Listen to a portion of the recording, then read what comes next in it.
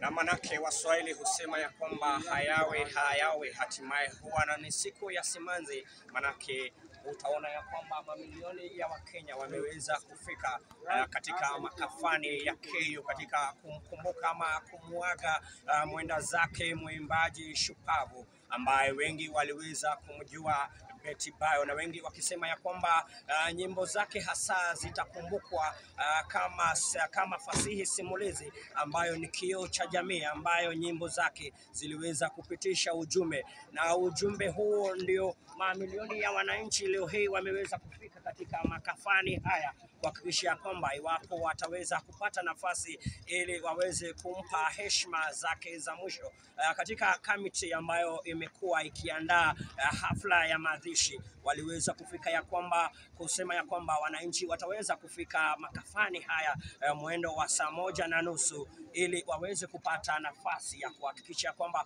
wameweza kutazama mwili huu. Na kumbuka ya kwamba hafla ya mazishi itakuwa inaandaliwa katika eneo bunge la Kiambu upande wa Dumberi, na Wakenya hasa washaweza kufika. Utaweza kuona ya kwamba wengi wakuwa na huzuni na majonzi, wengi wakisema ya kwamba wataweza tu kumkumbuka Betty Bayo kama mwimbaji maarufu, mwimbaji shupavu. Manake nyimbo zake, kama nyimbo ya kwanza aliyoimba ni nyimbo ya 11th Hour ambao Wakenya wengi waliweza kuichukulia katika mitandao. Ukiweza kwenda mitandaoni utaweza kuona ni nyimbo ambayo wengi waliweza kuienzi, na wengi wakisema ya kwamba Betty Bayo ameweza kuiacha pigo. Manake siku ya kwanza tuliposikia ameweza kuiaga dunia, tuliweza kuona watu maarufu ikiwemo Rais wa Jamhuri ya Kenya, Rais William Ruto, tuliweza kumwona aliyekuwa naibu wa rais Geoffrey Rigathi Gachagua, tuliweza kumwona aliyekuwa rais wa 4 Uhuru Muigai Kenyatta,